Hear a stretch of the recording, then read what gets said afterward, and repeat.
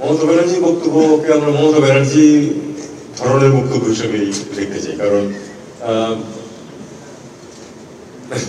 উনি এই বক্তব্য কেন দিলেন এটা আমি ঠিক বুঝতে পারছি না। এটা তার যে ইলেকট্রোরেট সেটা আমি জানি। আমি কলকাতায় দীর্ঘদিন ছিলাম, আমি তার সাথে ব্যক্তিগতভাবে পরিচিত, তার বাসায়ও আমার যাতায়াত ছিল। কাজে আমি ব্যক্তিগতভাবে মনে করি যে এটা তার জন্য খুব সঠিক পদক্ষেপ না রাজনৈতিক দৃষ্টিকোণ থেকে। রাজনীতিবিদ তো সবসময় রাজনৈতিক দৃষ্টিকোণ থেকেই বক্তব্য দিয়ে থাকে। আমি মনে করি যেটা পশ্চিমবঙ্গের রাজনীতিতে তার অবস্থানের জন্য এটা হয়তো সহায়ক হবে। এটা অবশ্য আমার মত, উনি নিশ্চয়ই মনে করেন সহায়ক। দেখেন এই সমস্যাটা 5 তারিখের পর থেকে বাড়ছে ভারতের সঙ্গে বাংলাদেশের সম্পর্ক, এটা নিয়ে আমাদের ফোরকাস্টটা কি, মানে সামনের দিনগুলোতে এটাকে আমরা কিভাবে হ্যান্ডেল করব? আমি গতকাল একটা অনুষ্ঠানে ছিলাম, কি বলেছি আপনারা দেখেছেন, কিছু ওপেনলি বলেছি, তার মানে তো গোপনীয় কিছু না। আসলে যেটা বলছেন আপনি 5 তারিখ, এটা একটা ঘটনা। অবশ্যই আগের সম্পর্ক এবং পরের সম্পর্ক এক্স্যাক্টলি এক না, সেটা আমরা জানি। এই যে আবার যে সম্পর্ক, এই যে সমস্যাটা আছে সেটা স্বীকার করতে হবে, স্বীকার করি আমরা।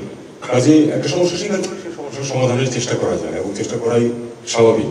আমরা ভারতের সাথে একটা স্বাভাবিক ভালো সুসম্পর্ক চাই, পরস্পরের স্বার্থ ঠিক রেখে।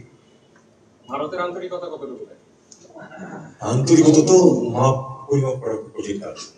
এটা আপনাদেরকে মিডিয়াকে মাপতে হবে over a period of time, কি কি ঘটনা ঘটে, কিভাবে ঘটে, সেটাকে আপনারা মাপবেন যে কতটা আন্তরিক। এখানে আসলে অন্তরের চেয়ে স্বার্থটা বেশি বলতে হবে, এটা মনে করবো। ভারত বাংলাদেশ উভয়ই আমি মনে করি সম্পর্ক এগিয়ে নেবে নিজেদের স্বার্থ। তাদের কি স্বার্থ পূর্ণ হচ্ছে বলে মনে করেন? এখন মেজার কিভাবে করবেন?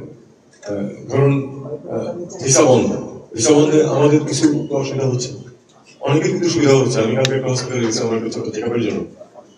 হসপিটালের সব সিট কিন্তু একদম ভর্তি, কারণ লোকজন ভারতে যেতে পারছে। তারা যে এখানে খারাপ চিকিৎসা পাচ্ছে তা কিন্তু কাজে এটা কি ভারতের স্বার্থে কিনা ভেবে দেখতে হবে।